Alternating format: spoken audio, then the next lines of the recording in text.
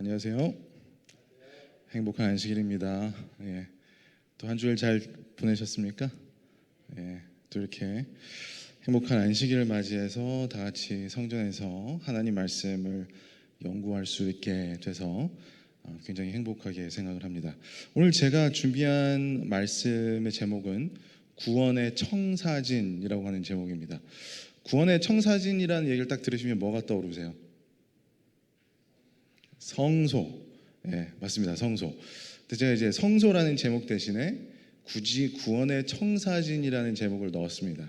왜냐하면 성소라는 말을 딱 들으시면 이제 두 가지 반응이 있어요. 아, 또 성소. 이런 반응. 또 다른 반응은 또 아직도 어려운데 참 이렇게 생각하시는 분들도 계십니다. 근데 이제 조금 다르게 우리가 구원의 청사진이라고 해서 우리 청사진이라고 하면 청사진이 뭐 하는 걸까요? 우리가 생각해 보시면 설계도, 예, 그렇죠. 우리가 지금 건축을 하고 있잖아요. 이제 리모델링을 하고 있는데 교회에서 우리 그 바깥에 우리가 지금 준비하고 있는 것들 중에서 이제 그 건축하시는 분들이 와서 처음에 요구하는 게 이 블루프린트예요. 블루프린트가 청사진입니다. 왜 그것을 원하느냐? 청사진에는 이 교회 바깥에 어떻게 어느 정도가 이렇게 그 짜여져 있는지를 다 이렇게 보여져 있어요. 거기에다가 그들이 계획하는 것들, 설계하려는 것들을 청사진에다가 이렇게 옮겨 적습니다. 그래서 청사진이란 것은 무엇을 계획하는, 무엇을 설계하는 그러한 그 도구로 쓰여지는 것입니다. 그래서 우리가 구원의 청사진이라고 한다면 이것은 바로 하나님께서 여러분과 저를 구원시키기 위해서 구원의 설계도가 있어요. 그 설계도, 계획을 짜놓은 것이 구원의 청사진이고 그것이 바로 성소라는 것입니다. 그래서 우리가 이제 구원의 계획이라고 하면 우리가 하나님께서는 아무런 밑도 끝도 없이 그냥 그래 좀 조금만 견뎌봐 내가 알아서 좀 해볼게 이렇게 하시는 분이 아니라는 거예요. 하나님께서 짜여놓은 섬세한 설계도 그대로 그것을 성경에서 보여주셨고 그것을 우리가 공부를 하는 것, 그것이 바로 성소교리라는 것입니다. 그래서 오늘 이제 저와 함께 하실 이 성경 공부의 저의 이제 학습 목표는요. 우리가 이제 성소하면은 일반적으로 다 이제 알고 있는 것들이 있습니다. 근데 그런 거를 오늘 공부하는 것이 아니고요. 오늘 저와 함께 학습하실 그 목표는 성소가 과연 이것이 그냥 재림교회에서 안식교회에서 그냥 어떻게 하다 보니까 툭 튀어나와서 이렇게 막 짜맞춰진 것인지, 왜냐하면 이제 많은 개신교인들은 그렇게 믿고 있거든요. 그런 것인지 아니면 정말 이 성소교리라는 것, 우리 재림교회가 믿고 있는, 이해하고 있는 성소교리가 성경에 맞는 것인가? 우리 작년에 그 교과 공부, 성서 해석학을 통해서 우리가 배우셨지만 어떠한 진리가 성서적이어야 된다는 얘기는 그 진리가 성경 어디에 갖다 놔도 일관성과 정확성과 명확성이 있어야 된다는 겁니다. 애매모호하면 안 돼요. 그래서 오늘 이 구원의 청사진이 과연 성소가 맞는지, 그것이 성경 어디에 갖다 놔도 정말 우리가 진리로서 딱 그 아기가 맞아 떨어지는 것인지 그것을 공부하고 이해하시는 것이 오늘 학습 목표가 되겠습니다.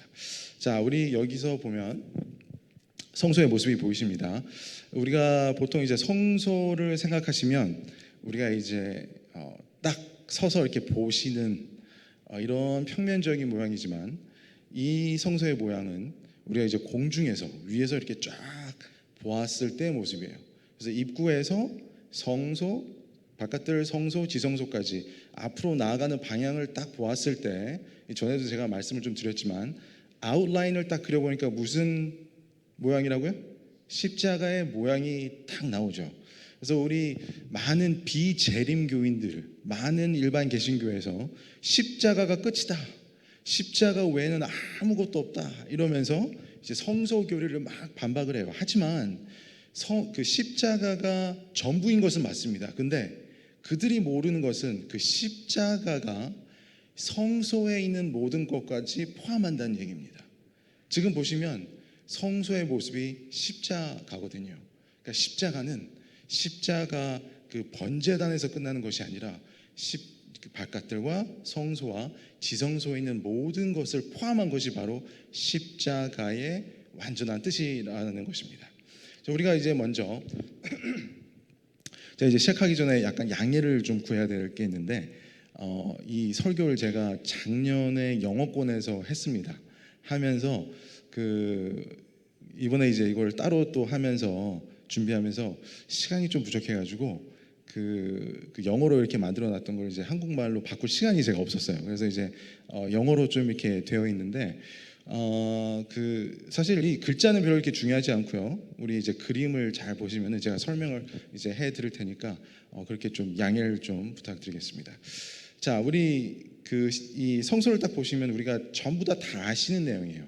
이제 가장 바깥들에서 처음 우리가 맞이하는 것은 번제단. 그래서 번제단은 예수님의 희생을 나타내고 있죠. 그래서 우리가 예수님이 희생을 하신 것을 믿는 것, 그것이 바로 구원의 첫걸음이다. 그게 번제단의 의미이고, 두 번째 물두멍은 침례를 나타내고 있습니다. 그렇죠? 그래서 우리가 예수님처럼 침례를 받고 우리가 죽고 장사되고 부활하는 표상적인 경험을 하는 것이 그리스도인으로서 필요하다. 그게 물두멍의 의미가 되겠습니다. 그리고 3번이라고 되어 있는 성소에 들어가면 오른쪽, 그러니까 북쪽을 향해 있는 떡상이 나타내는 것은 우리 다 아시죠? 하나님의 말씀을 나타내고 있습니다. 그래서 우리가 매일매일 빵으로만 살 것이 아니고 하나님의 말씀을 먹음으로써 우리의 영혼이 유지가 되는 것을 나타내고 있습니다. 그리고 4번으로 표현되어 있는 분향단, 다 아시죠? 분향단은 성도들의 기도, 그래서 우리가 매일매일 기도로서 예수님과 교통하는 것을 뜻하고 있습니다. 그리고 그 다음 일곱 촛대는 계속 그 불이 이제 빛을 발하는 것처럼 우리가 항상 우리 이웃들과 우리 형제 자매들에게 하나님의 빛을 전하는 전도인의 삶을 살아야 된다, 이런 의미를 가지고 있고요. 이제 마지막 지성소로 가서 보시면 언약궤가 있습니다. 바로 율법이 있고요. 그 위에 하나님의 은혜의 보좌가 있습니다. 한마디로 하나님의 율법을 우리가 지키되 은혜로서 사랑으로서 지키는 그러한 모습을 그리스도인의 삶 속에서 표현해야 된다. 이것이 바로 성소의 한 가지 측면이 되겠습니다. 그래서 우리가 이 부분은 많은 분들이 알고 계신 것들이에요. 다 알고 계신 것들입니다. 자, 우리 시편 77편 13절 가서 보시겠습니다. 그래서 보시면 이런 구절이 있어요. 하나님이여 주의 도는 극히 거룩하시오니 라고 되어 있습니다. 근데 여기서 극히 거룩하시다 할 때 그 거룩하다라는 히브리 단어가 하기야이라는 단어예요. 이 단어는 거룩하다라는 뜻인데 거룩한 것, 거룩한 곳, 거룩한 사람, 성소 다 해당이 되는 단어입니다. 그래서 이 문맥상 이 성경을 가장 잘 번역한 킹 제임스 버전, 영어의 킹 제임스 버전으로 나와 있는 것을 제가 이제 따왔는데요. 이걸 읽어보면 이렇게 됐어요. Thy way, O God, 하나님이여 주의 길은 is in the sanctuary. 그러니까 하나님이여 주의 길은 극히 거룩하시오니도 되지만 더 정확하게 문맥적으로 맞게 하면 하나님이여 주의 길은 성소에 있습니다라는 거예요. 무슨 길을 얘기할까요? 무슨 길? 예수님께서 나는 길이요라고 그랬잖아요. 무슨 길을 얘기할까요? 우리가 아까 처음에 얘기했듯이 하나님께서 우리를 위한 구원의 계획이 있습니다. 구원의 설계가 있어요. 정해놓으신 길이 있습니다. 그 길을 얘기하는 거예요. 그 길이 어디에 있다고요? 성소에 있다라고 하는 것입니다. 그러면 도대체 이 성소는 어떠한 곳인가? 히브리서 8장에 가서 보시면 우리가 다 아시는 구절인데, 사도 바울께서 우리 이 땅에 있는 이 성소, 이스라엘 백성들이 절기를 지켰던 그 성소는 바로 하늘에 있는 원형을 본딴 것이다라는 얘기를 하십니다. 그러면 우리가 이 구절을 통해서 유추해 볼 수가 있어요. 무엇을? 하늘은 어떠한 곳인가? 자, 첫 번째 성물, 바깥들의 가장 첫 번째 성물이 뭐라고요? 번제단이죠. 번제단은 희생 제물이 바쳐지는 곳입니다. 그죠? 그래서 하늘은 어떠한 곳인가? 자아 희생이 있는 곳이 하늘이다라는 것을 우리가 엿볼 수 있습니다. 두 번째 성물은 물두멍이에요. 물두멍이 하는 작용은 뭡니까? 깨끗하게 하는 것이죠. 정화를 시키고, 그래서 우리를 순결하게 하얗게 만드는 그것이 물두멍의 작용입니다. 그것으로 볼 때 하늘은 어떠한 곳이라고요? 순결하고 깨끗한 그러한 곳이 하늘이라는 것입니다. 그리고 성소에 가서 보시면 세 성물이 있는데, 첫 번째 오른쪽에 있는 성물, 다시 한번 뭐라고요? 떡상은 하나님의 말씀이라고 그랬죠. 그래서 하늘나라는 하나님의 말씀으로 인해서 완벽하게 조화롭고 모든 것이 유지되는 곳이 하늘나라는 곳이에요. 그리고 그 다음번에 있는 성물, 이 분향단이라는 것은 예수님과 하나님과 교통하는 곳이라는 것입니다. 그래서 하늘나라는 예수님과 마음껏 직접적으로 교통하는 곳이 바로 하늘나라라는 것입니다. 그리고 일곱 금초 때 바로 불을 나타내고 있죠. 바로 하나님의 불이, 하나님의 빛이 환한 곳이 바로 저 하늘나라라는 것입니다. 그리고 이제 마지막 지성소 무엇이 있죠? 하나님의 율법과 자비. 그래서 하늘나라는 바로 하나님의 율법에 기초하고 하나님의 사랑에 기초한 그러한 곳이 하늘나라라는 것입니다. 우리가 그것을 엿볼 수가 있어요. 여기서 보시면은 지성소에 보시면 그 언약궤 위에 그룹 천사가 있습니다. 하나님의 영광, 쉐키나 영광이 중간에 딱 있고 옆에 그룹 천사들이 있었어요. 그죠? 그룹 천사들이 하는 그 일의 임무는 뭐였어요? 그 cover, 이게 덮다라고 되어 있었거든요. 하나님의 율법을 덮는 것. 근데 그 cover라는 히브리 단어가 지키다라는 뜻이에요. 지키다. 그래서 에스겔 28장에 가서 보시면 그 그룹 천사 중에 하나가 누구였어요? 루스벨이었어요. 그죠? 그래서 루스벨이 원래 임무는 하나님의 법을 어떻게 하는 자였어요? 지키는 자였단 말이에요. 근데 루스벨이 타락함으로써 그 지위를 빼앗기고 대쟁투가 시작되었다는 것은 그가 받은 임무, 곧 하나님의 법을 지키는 것을 어떻게 돼요? 지키지 않게 되었을 때 대쟁투가 시작되었다는 것입니다. 그래서 대쟁투라는 것은 선과 악의 싸움은 곧 하나님의 법을 지키느냐 지키지 않느냐 이거라는 거예요. 근데 지금 많은 개신교인들, 많은 기독교인들이 완전히 오해를 하고 있습니다. 더 이상 하나님의 법을 어떻게 해요? 지키지 않아도 된다. 그게 바로 루스벨이 했던 얘기거든요. 루스벨이 이제 아담과 하와가 있을 때 하와에게 다가가서 나와 같이 악한 모습으로 변하자 이렇게 하진 않았어요. 그죠? 하와에게 가서 하나님과 같이 되지 않을래. 이게 그의 그 미혹된 유혹이었는데 어떻게 해요? 하나님의 말씀을 지키지 않음으로써 하나님과 같이 될 수 있다. 그래서 하나님의 법을 지키는 것과 지키지 않는 것, 그것에서 대쟁투가 벌어진다는 것입니다. 그래서 그렇게 시작된 대쟁투가 이 마지막까지, 그래서 우리가 마지막 그 대쟁투의 클라이맥스가 있을 때 관건이 뭘까요? 무엇으로 인해서 대쟁투가 성과 악의 대쟁투가 벌어질까요? 그러면 하나님의 법을 지키느냐 지키지 않느냐. 그렇죠. 그런데 많은 개신교인들을 지키지 않아도 된다. 완전히 사단의 유혹에 빠져 들어가 있는 것입니다. 이것을 우리가 어떻게 할 수 있는가 점점 공부해 보도록 하겠습니다. 자, 우리 아까 보셨지만 하늘나라는 이 성소의 성물들의 그 표상으로 봤을 때 아름다운 그러한 곳이었어요. 그죠? 그와 똑같은 곳이 이 땅에서도 있었습니다. 어디였을까요? 하늘나라와 똑같은 모습이었던 곳, 이 땅에 에덴 동산이죠. 에덴 동산.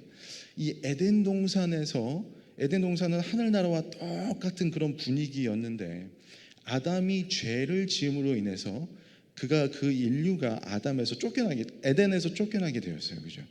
그래서 하나님의 구원의 계획표는 쫓겨난 그 에덴 동산에서 쫓겨난 인류를 다시 하나님이 정하신 약속하신 땅으로 다시 들여보내는 것. 그러니까 에덴 동산에서 쫓겨났던 하나님의 백성들이 다시 하나님이 지정하신 약속하신 그 땅으로 들어가게 하는 것이 표상적으로 바로 우리가 죄로 인해서 하늘을 잃어버린 우리가 다시 하늘나라로 가게 되는 그 여정과 똑같다는 것입니다. 그래서 그 모습으로 보시면 우리 아담 때부터 이제 어디까지 내려가요? 모세. 이제 모세가 죽고 나서 여호수아가 마지막으로 이스라엘 백성을 끌고 약속된 땅으로 가게 됨으로써 에덴 동산에서 쫓겨났던 하나님의 백성들이 다시 약속의 땅으로 돌아가는 모습을 하나님께서 이스라엘 백성을 통해서 보여주고 계신 거예요. 그것을 보심으로써 우리가 하나를 확신을 할 수가 있습니다. 무엇이냐? 여기서 보시면은 에덴 동산으로부터 그 출애굽해서 그 가나안 땅으로 들어가는 그 여정에 아주 그 대표적인 인물들이 있습니다. 아주 대표적인 인물들. 아담이 있고요. 그 다음에 노아가 있고, 그 다음에 아브라함, 이삭, 야곱이 있습니다. 그 다음에 이제 뭐 요셉이 있고요. 그 다음에 가장 또 두드러진 인물이 바로 모세가 되겠습니다. 이제 모세를 끝으로 이제 여호수아가 마지막 이 가나안 땅으로 이제 이스라엘 백성들을 데려가는 그 모습입니다. 여기서 우리가 볼 수 있는 것 처음 아담. 우리 아담 이 모든 인물들이요. 지금 그 말씀드렸던 인물들이 이 성소 안에 있는 성물들과 다 연관이 있습니다. 자, 아담이 죄를 지었죠. 이 아담이 죄를 지었을 때 하나님께서 가장 먼저 하신 일이 무엇이죠? 짐승의 가죽을 쫙, 우리가 번제단에서 무슨 일이 벌어지죠? 짐승을 죽이는. 그래서 짐승을 가장 먼저 죽인, 바로 번제단이 가장 먼저 보인 곳이 바로 아담이 되겠습니다. 그래서 아담은 번제단에 연관된 인물이에요. 그 다음에 나오는 성물이 뭐죠? 번제단 다음에 물두멍입니다. 물두멍, 물. 아담 다음에 나오는 대표적인 인물이 누구라고요? 노아하고 물하고 관련이 있습니까? 있죠. 그래서 물두멍을 통해서, 물두멍은 이 더러워진 그 피를 깨끗하게 씻어내는 것처럼 이 노아의 홍수, 노아의 물로 인해서 이 세상의 모든 죄를 깨끗하게 씻어버리는 표상적인 의미가 담겨 있습니다. 자, 그 바깥들을 지나서 이제 성소로 들어갑니다. 성소로 들어가면 이제 노아 다음에 나오는 대표적인 인물 아브라함이 있습니다. 자, 아브라함에게 하나님께서 약속하신, 지난 우리가 교과 공부를 통해서 우리가 배우셨지만 아브라함에게 약속하신 것은 많은 다른 사람 백성들에게 하나님의 빛을 전하는 사람이 돼야 된다는 것이었습니다. 그죠? 그래서 그것이 나타내는 성물은 무엇이죠? 7 금초대, 바로 교회가, 하나님의 백성이 하나님의 빛을 전달하는 전도자의 모습을 여기서 보여주고 있습니다. 자, 아브라함 다음에는요 이삭이 있습니다. 이 이삭은 우리가 성경에서 보는 가장 처음으로 우리 이삭이 그 아이가 없어서 이렇게 하나님께 기도를 막 드릴 때 이 기록에 향을 피운 그 기록이 처음으로 등장합니다. 그래서 바로 이삭은 분향단을 나타내는 그런 인물이 되겠습니다. 그리고 나서 이제 야곱이라는, 이삭의 아들 야곱이라는 또 인물이 나타나는데, 이 야곱의 다른 이름이 뭐예요? 야곱의 다른 새 이름 이스라엘은 몇 지파가 있습니까? 12지파. 이스라엘, 야곱의 12아들을 통해서 12지파가 난 것처럼 떡상의 떡이 몇 개예요? 12개. 12지파를 나타내는, 그래서 야곱을 나타내는, 이스라엘을 나타내는 떡상의 의미가 야곱에서 볼 수가 있습니다. 이제 그 다음에, 야곱 다음에 우리가 이제 출애굽을 시키는 모세라는 인물이 등장을 합니다. 모세를 통해서 우리가 알 수 있는 건 시내산에서 출애굽 20장에서 무엇을 받았죠? 하나님의 율법을, 십계명을 받는 그 모습을 보여주고 있습니다. 이 모습, 그래서 지성소까지 다 끝나고 나서 이 다음에 마지막으로 여호수아가 나타나죠. 여호수아가 히브리 말로 읽으면 어떻게 되는 줄 아세요? 예슈아가 돼요. 예슈아를 헬라어로 읽으면 뭐로 나오는지 아세요? 예수가 됩니다. 예수스. 그래서 여호수아는 바로 예수님을 상징하는 인물이에요. 그래서 모세까지, 지성소까지 다 들어갔을 때 마지막에 여호수아가 이스라엘 백성들을 데리고 가나안 땅으로 들어간 것은 우리가 바깥들에서부터 성소, 지성소로 가는 그 여정을 끝내고 나서 드디어 예수님께서 우리를 데리러 오셔서 우리를 데리고 하늘로 간다라는 그런 의미가 있겠습니다. 그래서 여기서만 봐도 우리가 이 성소라는 것이 구원의 계획이었다. 하나님의 구원의 계획대로 이 움직여진다는 것을 엿볼 수 있습니다. 그렇죠? 자, 여기서 끝나는 건 아니에요.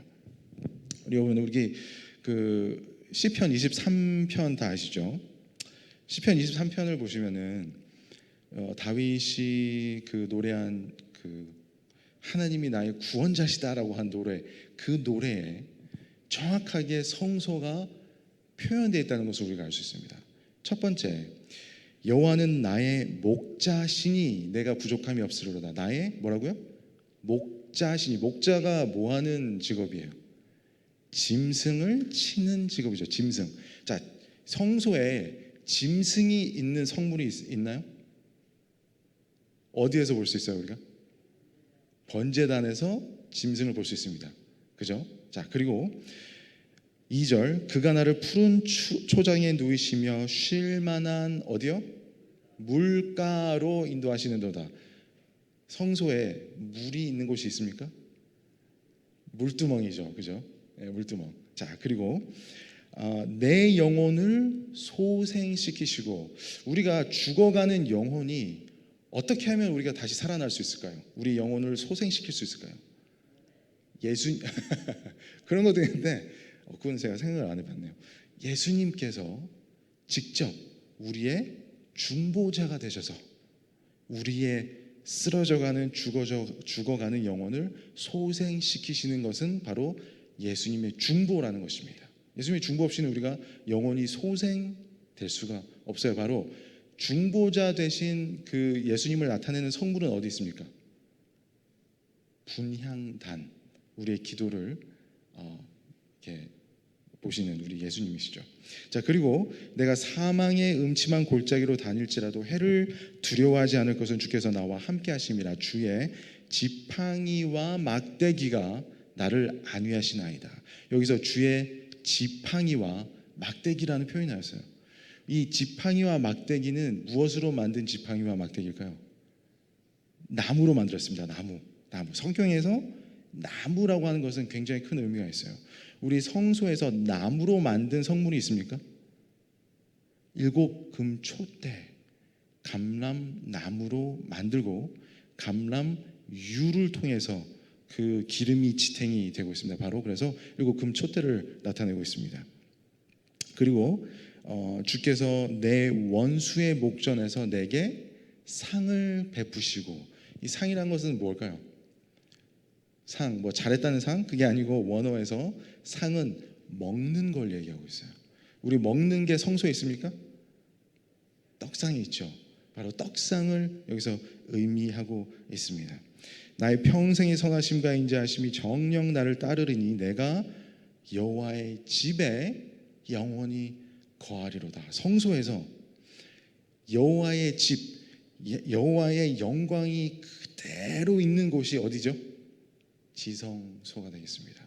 그래서 시편 23편에 나오는 우리 구원의 계획은 성소의 바깥을부터 지성소에 있는 모든 성물을 의미하고 있다는 것을 우리가 여기서 확인할 수가 있습니다. 이해되셨죠? 자, 다른 곳으로 이제 가보겠습니다. 우리 이 모습을 보시면 십자가의 모습이라 그랬어요. 자, 우리 예수님께서 십자가에 달리신 모습을 한번 보시면은 다리 자, 이 부분은 이제 뭐 성물 이름 대신에 번호를 매겨놓은 번호로 얘기를 하겠습니다. 자, 딱 보시면 1번에 해당되는 부분은 예수님의 어느 신체 부위 어디에 해당할까요? 발이 되겠습니다.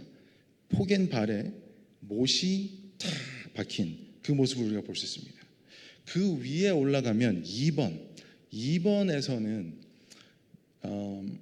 2번은 이제 옆구리에 이제 해당이 되거든요. 옆구리. 예수님께서 십자가에 달리셨을 때 그의 옆구리가 로마 군인의 창에 쫙 찔려서 거기서 뭐가 나왔죠? 피와 물이 나왔습니다. 2번 물두멍이 상징하는 물이 그 예수님의 물이라는 겁니다. 자, 그리고 3번과 5번은 예수님의 오른쪽 또 왼쪽 손에 박힌 못자국이 되겠어요. 그리고 이제 4번은 가슴 가장 중앙에 있는 심장이 되겠습니다. 예수님께서 직접 돌아가신 그 원인이 바로 심장 파열이었죠. 그리고 이제 6번을 가시면은 머리 부분이 되겠어요. 머리 부분에 예수님께서 십자가에 달려 돌아가셨을 때 뭐가 씌어져 있었죠? 가시관이 씌어져 있었습니다. 그죠?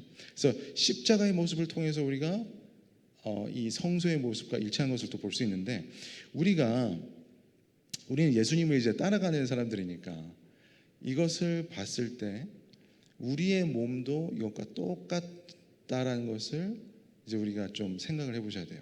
그래서 이 모양이 여러분과 우리의 몸이라고 한번 생각을 한번 해보시겠습니다. 여러분이 이 십자가 모양의 성소에 여러분이 이렇게 있어요. 그러면 자, 6번 머리 부분에 해당되는 성물은 언약궤, 바로 하나님의 율법입니다. 이게 무슨 말일까요? 우리의 머리 부분에 언약궤가 있어요. 우리의 생각이 항상 뭐가 있어야 돼요? 우리의 생각은 하나님의 율법에 기초해야 되고 하나님의 자비에 기초해야 된다라는 것입니다. 그리고 4번을 가서 보시면 4번은 분향단이죠. 우리 여러분들의 가장 가슴 가운데 뭐가 있습니까? 심장과 또 뭐가 있어요? 폐가 있죠. 폐가. 자, 4번 분향단이 의미하는 것은 뭐라고요? 기도라 그랬습니다. 기도는 영혼의 뭐라 그랬죠? 호흡. 우리가 호흡을 뭐로 하나요? 폐로 하게 되죠. 그래서 분향단이 나타내는 것, 우리의 폐가 위치한 분향단이 위치하는 것은 우리가 매일 항상 숨을 쉬듯 우리 영혼의 호흡은 기도가 되어야 된다. 그리고 우리의 심장, 우리의 마음은 항상 기도로서 예수님과 연결이 되어 있어야 된다라는 의미를 하고 있는 것입니다. 자, 그리고 나서 5번을 가서 보시겠습니다. 5번. 우리 가운데에서 이제 오른쪽, 이 가장 가운데서 오른쪽 밑으로 살짝 내려가면 거기에서 대표적인 장기가 있어요. 여러분 몸에 배에 있는 오른쪽의 대표적인 장기 뭘까요? 간이죠. 간이 무엇을 하나요? 몸에서 해독작용을 합니다. 그죠? 해독작용. 자, 간이 위치한 그 7 촛대가 가리키는 이 교회 작용은 뭘까요? 바로 이 세상에 있는 그 독을 해독하는 것이 바로 교회거든요. 바로 우리의 몸이 이 간에 위치한 그 간이 우리의 몸에 있는 독소들을 다 해독하듯이 그러한 똑같은 의미를 가지고 있습니다.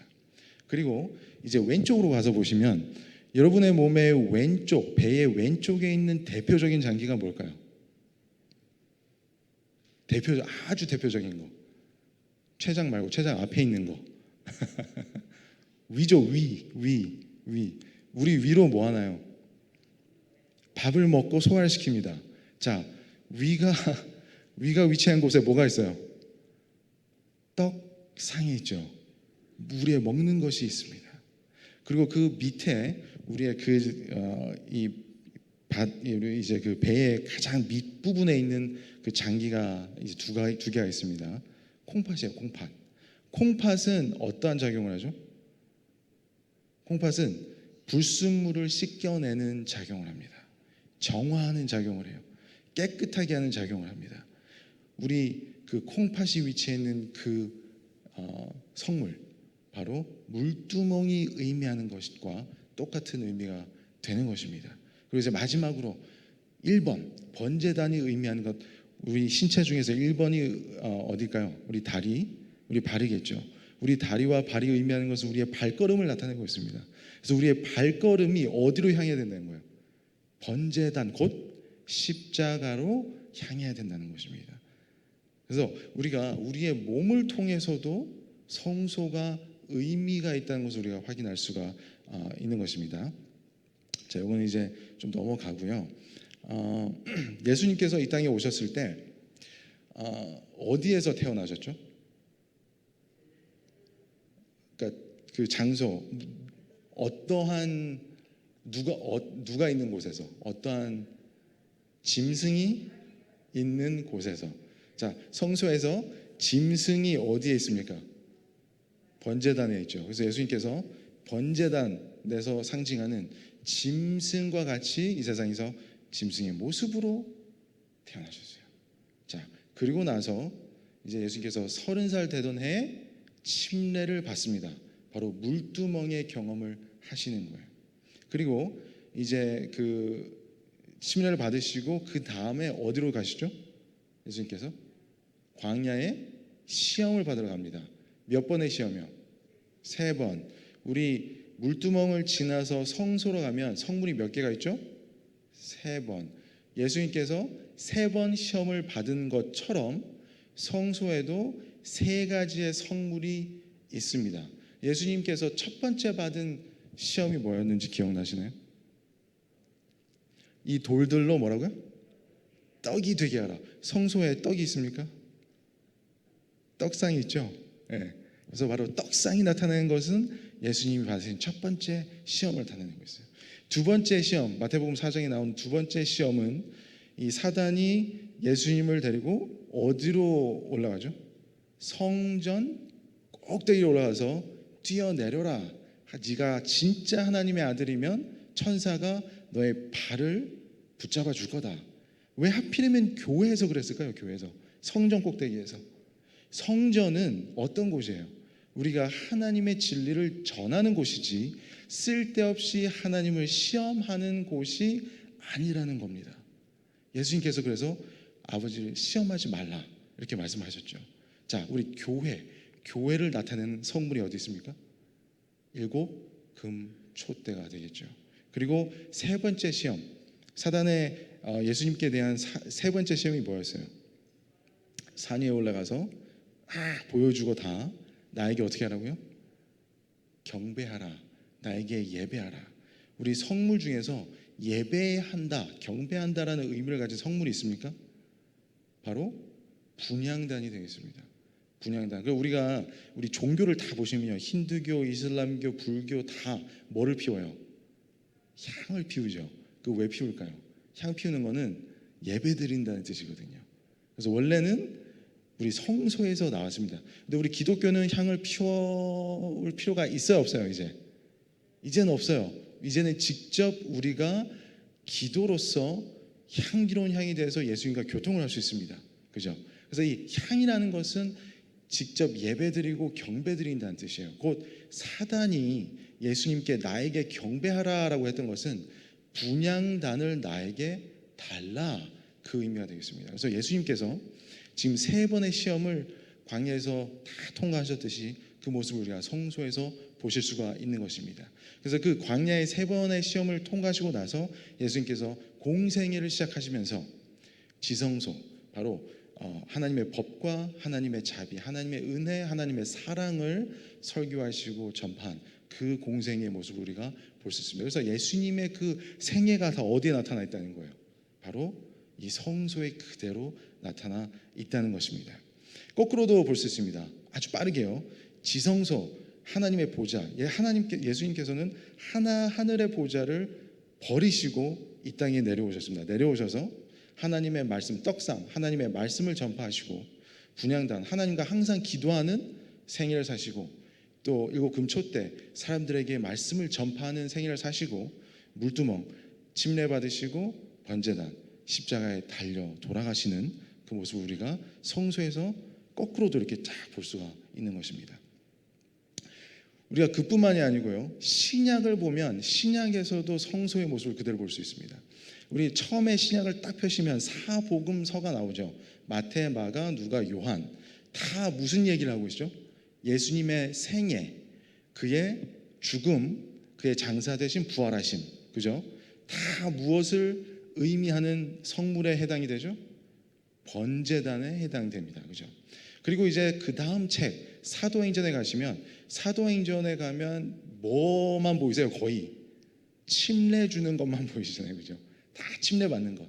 침례가 의미하는 성물이 뭐라고요? 두 번째, 물두멍이 되겠습니다.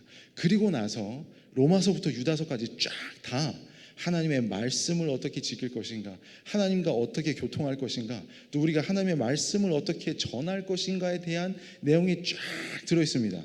바로 그것이 우리 성문에 나타난 떡상과 분향단과 일곱 금 촛대가 되는 것이에요. 그 책들이 다 지나고 나서 마지막에 요한계시록에 가서야 어디의 모습이 나와요? 지성소가 열리는, 우리 요한계시록 11장에 가서 보시면 지성소가 열리는 그 모습을 우리가 확인하실 수가 있는 것입니다. 그래서 우리가 성경 말씀을 통해서도 이렇게 성소의 모습을 그대로 볼 수가 있습니다. 자, 근데 요거 이제 거의 이제 끝나갑니다. 이 성소를 공격하기 위해서 작은 뿔이 나타납니다. 그죠? 작은 다니엘서를 통해서 우리가 작은 뿔이라는 그 정체를 다 아시죠? 그래서 우리가 작은 뿔은 로마 교황권이다.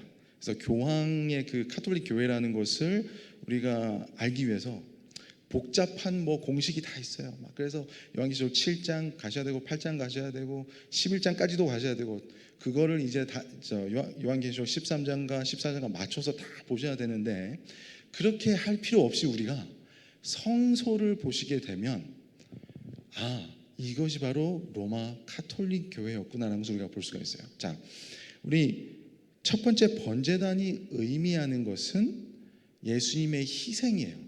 예수님께서 돌아가심으로써 우리가 구원을 얻는다라는 진리입니다. 근데 그 진리를 로마 교황권이 어떻게 훼손을 시켰습니까? 혹시 아시나요? 무엇을 팔았죠? 면죄부. 면죄부와 함께 계단을 막 90몇 개를 막 가서 올라 내가 고생을 해야 구원을 받는다. 그러니까 예수님께서 희생한 것과 전혀 별개 없이 내가 무엇을 함으로써 구원을 얻게 된다라는 진리에 완전히 배척되는 논리를 편 것이 바로 이 번제단의 진리를 왜곡한 것입니다. 자, 두 번째, 물두멍. 물두멍은 침례를 나타내죠. 근데 이 침례 대신에 요새 이 개신교에서 세례를 하잖아요. 이렇게 물 뿌리는 거. 거기에 원조가 어딘지 아십니까? 로마 카톨릭 교회예요. 자, 그리고 나서 세 번째, 떡상. 하나님의 말씀을 나타내죠. 우리 로마 교황권에서 이 중세 시대 때 일반 사람들이 성경을 가지고 있으면 어떻게 했을까요? 잡아다가 죽였어요. 그렇게 하나님의 말씀을 못 보게 핍박을 한 모습을 우리가 볼 수 있습니다. 그래서 떡상, 바로 이 떡상에 있는 진리를 왜곡한 것을 우리가 볼 수가 있습니다. 자, 네 번째, 분향단. 그러니까 기도하는 곳이잖아요. 우리가 예수님과 직접 교통하는 곳인데, 이 카톨릭에서는 지금도 하나님과 예수님과 직접 성도들이 교통 기도할 수 있을까요? 없을까요? 없어요. 뭐를 통해 해야 할 수 있을까요? 근데 고해성사. 고해성사가 여러분 어디서 이루어지는지 아세요 혹시? 고해성사는 방이 두 군데가 있는 곳이 있습니다. 가운데 휘장이 있어요. 그 방 두 가운데서 가장 안쪽, 즉 지극히 거룩한 곳에 하나님이라고 불리는, 아버지 하나님이라고 불리는 신부가 있습니다. 어디 모습 같아요? 지성소 모습과 똑같죠. 그리고 그 앞에 다른 방에서 일반 성도가 나와서 고해 성사. 그래서 기도를 예수님과 직접 사람이 할 수가 없게 만들어 놓은 바로 분향단의 진리를 완전히 왜곡한 것이 여기서 그 카톨릭 교회의 모습을 볼 수가 있습니다. 그리고 1260년 동안 한때 반때 두때 반때, 그 다음에 42달 동안 성도의 핍박이 있겠다. 그 모습, 바로 이 교회를 나타내는 일곱 금초대의 진리를 완전히 억압시킨 것으로 우리가 볼 수 있습니다. 그리고 마지막으로 우리 로마 교황권에서 때와 법을 변개코자 했다라고 그랬죠. 때와 법을 우리 성소에서 어디에서 볼 수 있나요? 때와 법이라는 것, 지성소에 10계명 중에 때가 있는 계명이 하나 있습니다. 어딜까요? 넷째 계명, 안식 제7일 안식일 계명. 그래서 정확하게 지성소, 그래서 바깥 뜰에 있는 성물부터 지성소에 있는 성물 모두 다 로마 가톨릭 교회가 전부 다 왜곡을 시켜 놓아서 그것이 지금까지 일반 개신교회도 흘러나오고 있었거든요. 근데 하나님께서 놀라운 일을 하십니다. 이제 이것만 하고 마실게요. 자, 하나님께서 1300년대에 존 위클리프라고 하는 이 사람을 일으키셔서, 존 위클리프가 어떠한 일을 할까요? 성경을 번역하는 일을 합니다. 그 당시에 일반 사람들은 성경을 손에 넣을 수도 없었던 그 성경을 읽을 수 있게 번역을 하는 일을 그의 생애에서 매진하게 되는 그 존 위클리프라는 사람이 나타나게 됨으로써 그 사람으로 인해서 무너졌던 진리, 바로 떡상의 진리가 회복되는 모습을 우리가 볼 수가 있습니다. 그 다음에 1500년대에 우리가 다시는 마틴 루터를 통해서, 마틴 루터가 계단을 오르다가 딱 깨달았죠. 내가 고생해서 구원을 얻는 게 아니구나. 누구의 희생을 통해서? 예수님의 희생을 통해서로만, 믿음을 통한 의로서만 내가 구원을 얻을 수 있다. 믿음으로만 말미암는 의. 그래서 그것이 나타내는 바로 번제단의 진리, 땅에 떨어졌던 그 진리를 다시 회복시키는 장면을 우리가 볼 수가 있습니다. 그리고 나서 이제 존 캘빈이라는 사람도 나타나요. 우리 존 캘빈이라는 사람도 아시잖아요. 바로 이 장로교를 개척한 사람인데, 이 사람의 숙제는, 마음의 숙제는 기도였습니다. 그래서 우리가 고해성사를 할 것이 아니라 직접 예수님과 기도하는 그러한 삶을 살아야 된다라고 주장한 사람이 바로 존 캘빈이었어요. 그 기도가 나타내는 분향단, 왜곡된 진리를 다시 회복시키는 모습이 우리가 여기서 볼 수가 있습니다. 그리고 나서 또 존 스미스라는 사람이 나타나요. 이 존 스미스라는 사람은 이 침례교를 일으킨 사람인데, 바로 이렇게 세례 주는 것은 전혀 성경적이지 아니다.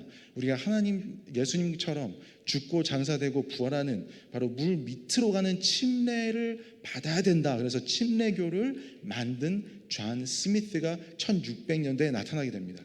그리고 나서 또 1700년대에 가면 이 감리교를 만든 존 웨슬리라는 사람이 나타나서, 이 사람은 하나님의 이 진리를 모든 다른 이 백성들에게 전해야 된다, 이러한 주장을 하는 사람이에요. 그래서 우리가 보시면은 1300년대부터 점점점 이 땅으로 꺼졌던, 왜곡됐던 그 진리들이 하나씩 회복시키는 장면이 나옵니다. 이제 마지막 남은 것은 어떤 진리일까요? 어떠한 왜곡된 진리일까요? 지성소에 있는 바로 하나님의 계명, 특히 때와 법을 변개코자 했으니까 몇째 계명이요? 넷째 계명, 일곱째 안식일의 계명을 회복시키는 무리들이 나타납니다. 그들이 누굴까요? 1844년 이후에 나타난 예수, 제7일 안식일 예수 재림 교회가 되겠습니다. 근데 우리 교회가요, 사실은 그래서 우리 교회가 아니었어요. 처음에는 원래 우리 교회 선구자들은 교회를 만들 목적이 전혀 없었어요. 뭐였냐면 부흥운동, 종교 개혁운동을 하는 사람들이었습니다. 그래서 원래는 사실 지금도 우리가 어떠한 교파라기보다는 사실 모든 교파를 초월한 초교파적인 하나님의 백성들이 우리가 돼야 되는 것입니다. 이게 무슨 말이냐면요, 우리가 점차 다른 교파들을 통해서 회복되어간 모든 성소들의 진리를 다 껴안고 마지막 남은 안식일, 지성소에 있는 안식일의 계명의 진리를 회복시키는 데 주력해야 된다는 거예요.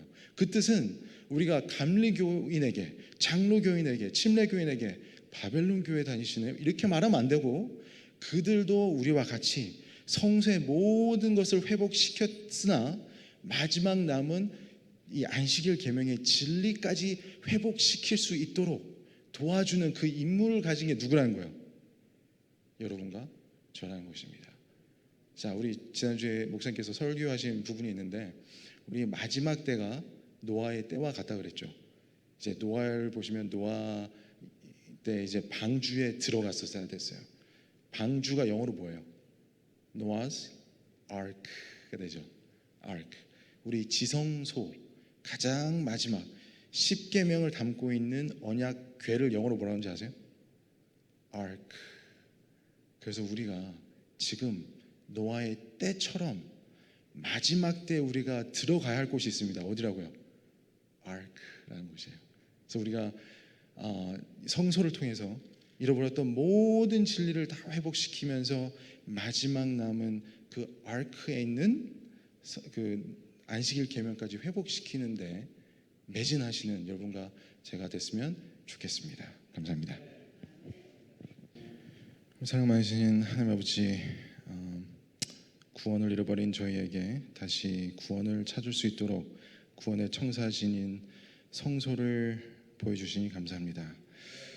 우리가 얼마나 자주 이 성소에 대해서 잊어버리고 사는지 모르겠습니다.